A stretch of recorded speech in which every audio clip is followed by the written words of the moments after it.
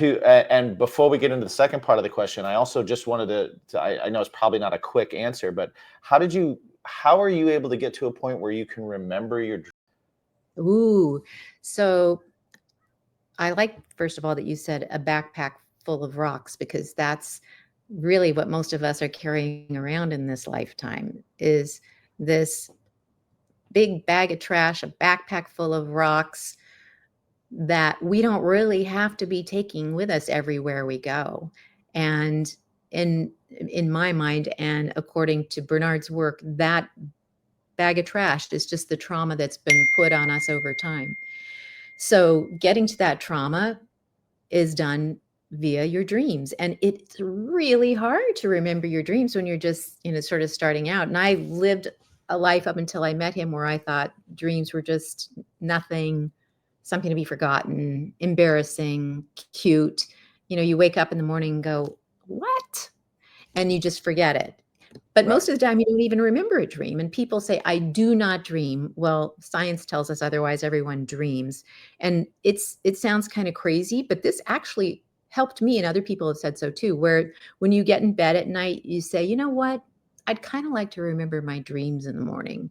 And you just sort of settle in and you say that a few times over and you start to remember them. And the more you remember them, and the more you find value in the information that they're giving you, then the more you remember them. Interesting. I I always have this problem with, like, I'm a songwriter and I've written hits in my dreams and woken up and just been like, what was that? And grabbed Ah, the guitar and tried to go to it. But there's also times where, like, I'll even this morning, I woke up this morning, and when I woke up, I always assume for some reason that when I wake up and I remember a dream, I assume that, okay, I must have slept well that night, because I Yeah. sometimes have a hard time sleeping. And so when I wake up and I dreamt, I'm like, my brain is like, oh man, you had REM sleep, you're good, you got good sleep, you're gonna have a good day. And I'll remember my dreams as I'm waking up, when I'm still kind of half in, half out. But then yeah. it's almost like as soon as I get fully up, I'm out of it, and then I'm like trying to remember what it was, and I'm like, oh man, there was, like, I remember liking this, or thinking Yeah. this was cool, or this is something I wanted to Yeah. remember, or there was a lesson in here somewhere, or I wrote a hit song and it's Yeah. there. Um, Yeah. Rats. Have you ever remembered part of a song that you've written in a dream? I got lucky a couple times, and I, like, grabbed my phone and I sang into it, and I Uh-huh. recorded myself. None of them were any good. They That did was the not. next question. They did not. I did not write hits, but I was able to at least remember them and get, like, little ideas down and stuff.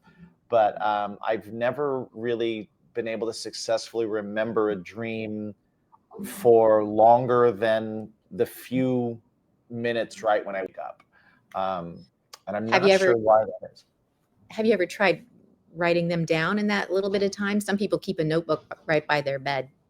I should. I haven't. And I've said it a number of times. I've been like, oh, I got to write these down, but then I just haven't done Mhm. it. So that's one thing I should definitely Mhm. do. Yeah. I think The fun there thing was. Oh, no, what were you saying? the fun thing about starting to do that and looking at your dreams over the course of a few months, let's say, or a few Mhm. weeks even, is you can start to see patterns or rhythms and start to pick out things that make you feel a certain way, whether it's good or bad or frightened or angry.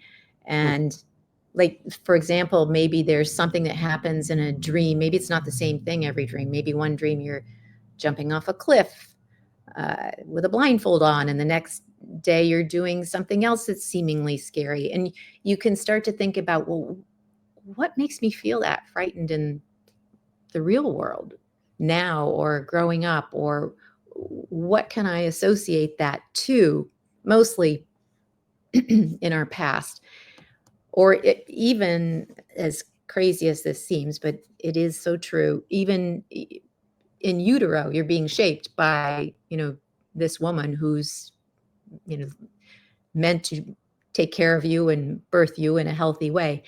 Um, but if you then start to think about those moments and those feelings, you can start to adjust. You can start to say, wow, well, that feeling that I had of jumping off that cliff that was really scary reminded me of this thing that used to happen growing up. And I'm still carrying that around. I'm still operating from that place. There are things in my world now that make me snap into that. But that is not, sort of an authentic behavior. It's a behavior based on some stimuli, that is no longer in existence. That's really interesting. I used to love the idea that when I went to sleep, as I fall asleep, I'm waking up. The other part of me that's in the other universe is waking up and living their day. And then when they go to sleep, I'm waking up here and going through my day. Yeah. And that's why I can't remember them, because it's just the day of me flipped into the other reality. The upside down. Yeah, the other reality that I live in. I like that, but maybe that's the you that's in your unconscious. Right. Yeah. Tyler Durden. That is so cool. There you go. I always liked that idea. I thought that was cool. Yeah. So like going back to the remembering stuff from a dream. Yeah. I've never remembered a song that I've written, but I did wake up twice. It's happened knowing how to play a song that I wanted to learn. Really? Yes. It happened twice. Wow. That's cool. And it was very weird. And I just kind of like went to my guitar, picked it up, and I was like plucking away. And it was like, oh, I know how to play this song now. That's pretty cool. That's awesome. Very, very. Wow, that's really cool. Never a hit song.